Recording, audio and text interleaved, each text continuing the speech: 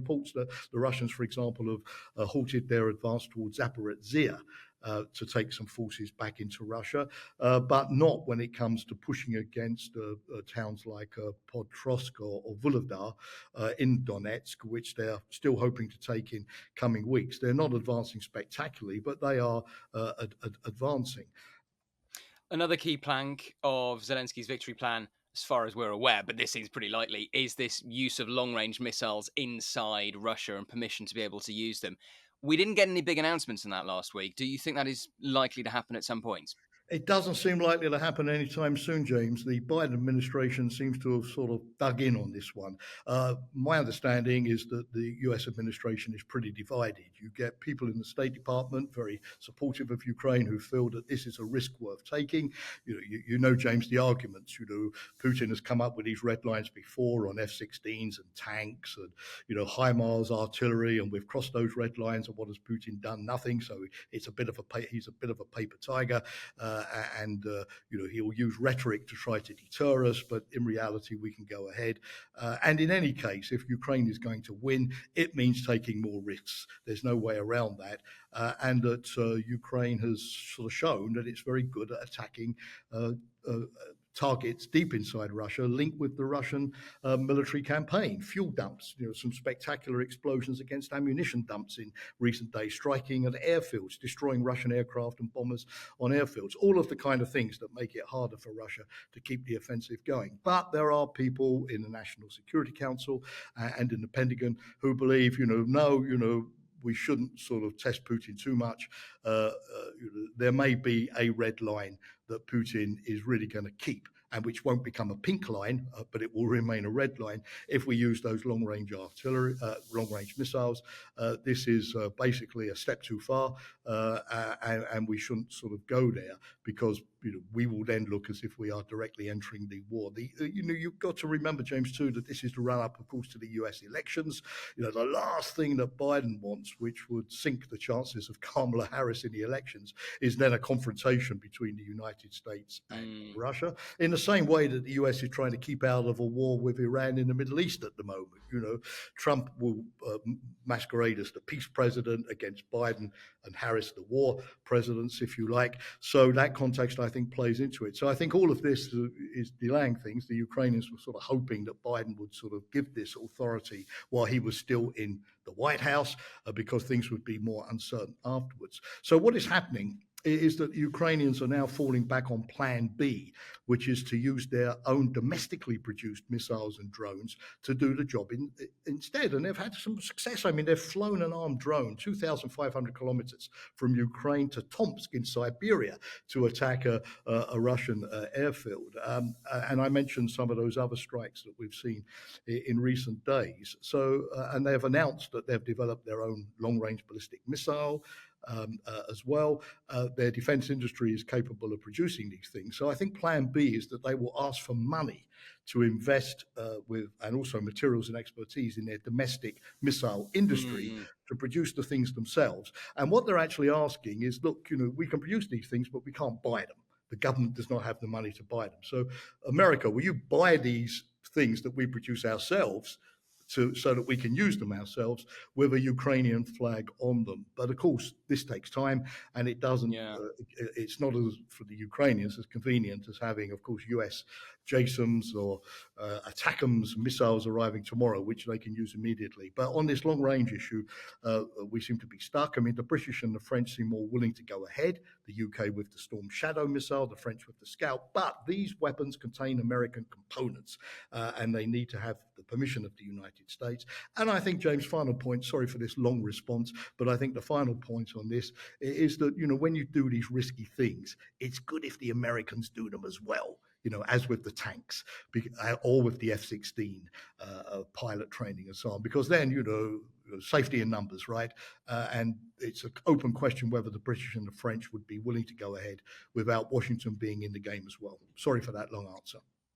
One of the other big headlines from last week was Vladimir Putin seemingly revising the Russian nuclear doctrine, saying that they would treat an attack by a non-nuclear state that has support from a nuclear state as equivalent to an attack from a nuclear state. What do you make of that? Well, it's sort of going back to the Cold War, where nuclear powers had that kind of doctrine, so that people couldn't hide behind nuclear powers in alliances.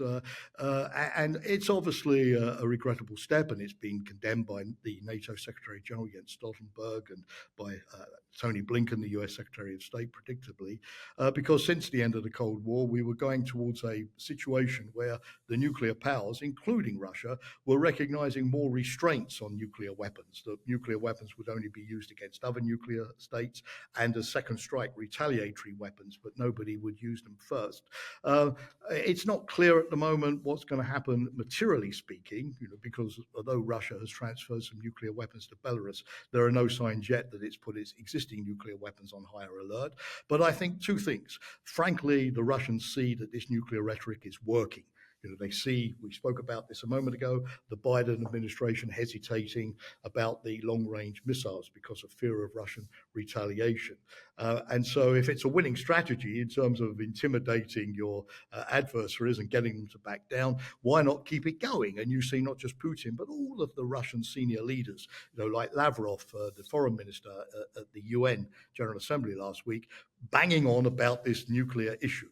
They think they've got the West on the back foot on this. The second problem, I think, is not so much the Russian nuclear doctrine, but Russian nuclear proliferation.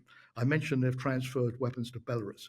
There's now talk that they're giving nuclear expertise and satellite technology to North Korea to improve its capabilities. They've just said that they support North Korea being a nuclear weapons state. That's total contradiction with resolutions that Russia has signed up to in the United Nations. There's talk about giving nuclear re-entry vehicle technology to Iran in exchange for Iran giving some of its drones and short-range weapons to Russia. So Russia, unfortunately, risks becoming a serial nuclear proliferator on the international scene, making a lot of far less reliable countries, much more nuclear capable for short-term, strategic gains. And the West is going to have to sort of live with that more dangerous multi-nuclear world for a long time to come.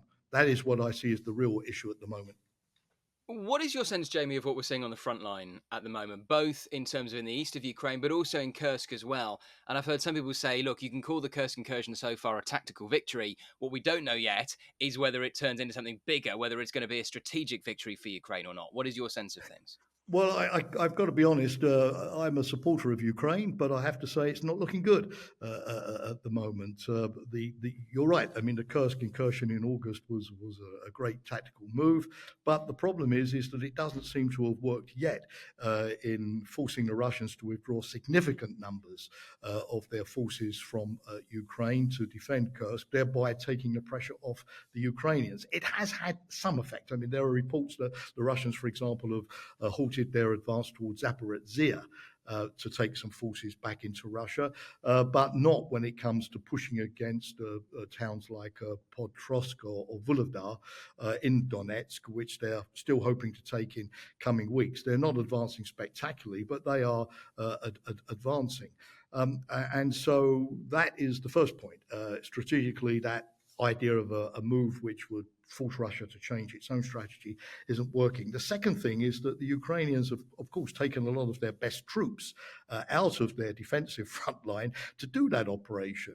And that means that they have to put more of the badly trained conscripts to replace them in the front line, who are not as capable of standing up to the Russians. The Ukrainians also have a difficult choice. If they decide to push further into Russia, to create an even bigger salient, that means using more troops. So I think they're in a difficult situation at the moment. The best thing that they could do would be to try to hang on to what they've got in the hope that this can be a bargaining chip in eventual peace negotiations to oblige Putin to give up more territory inside Russia itself, inside Ukraine itself, excuse me. The problem, though, James, historically, is it's very difficult to defeat Russia. I mean, you remember Napoleon went all of the way to Moscow in 1812 and he burnt the city down, but he still lost. And he was still forced out. I mean, Russia is so vast that even if you take a chunk of territory, and the Germans in the Second World War proved this too, in terms of strategic defeat of Russia, it doesn't sort of get you very far. The Russians can afford to do this. It happened to them also in the First World War, and ultimately bounced back. It would be much more effective in a small European country than it is in Russia.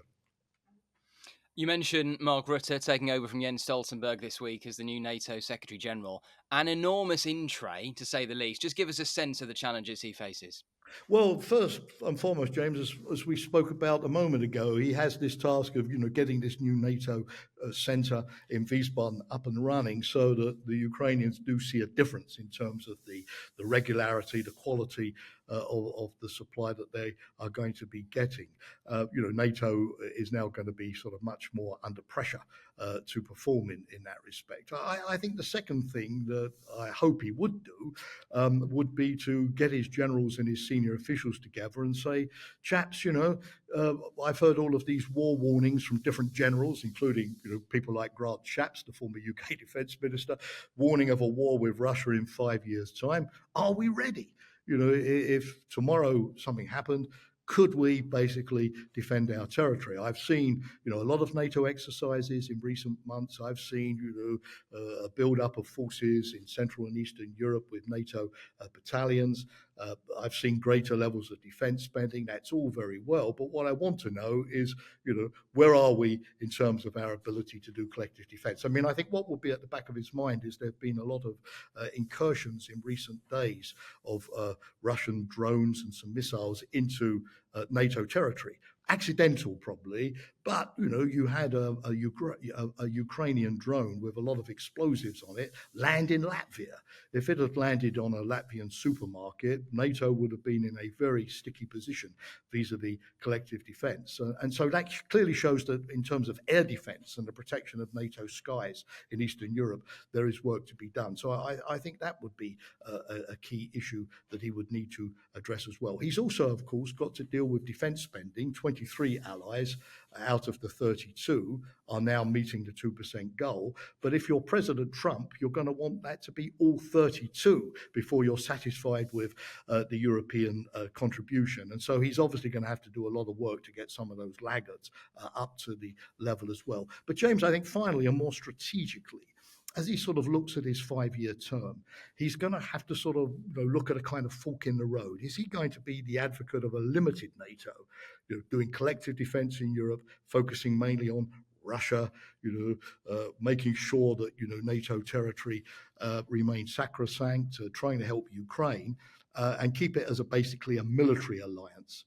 Or is he going to say, well, recent NATO communiques have spoken a lot about China and the challenge of China. We are now looking much more at Ukraine, North Korea, Iran, Russia working together as a kind of new axis of the authoritarians, helping each other. We've got leaders from Japan, Australia, South Korea, New Zealand turning up at NATO summits, arguing that Asia and Europe are a single common theatre and work together. So am I going to be the advocate of this kind of narrow military Russia-focused NATO, or am I going to go more in the direction which many in the United States would like, of a more global political NATO, dealing with the four together, as it were, the big four, and also taking China on, not in a military sense, but as a sort of technological, political, economic, strategic challenge. It'd be interesting to see, how he, in which direction he's going to steer the ship, although that may not be apparent immediately. Thank you for watching today's episode of Frontline. For early access to our videos, member-only Q&As and live streams, then sign up for a membership via the link in the description. And for the latest news and breaking stories, listen to Times Radio and follow us at thetimes.com.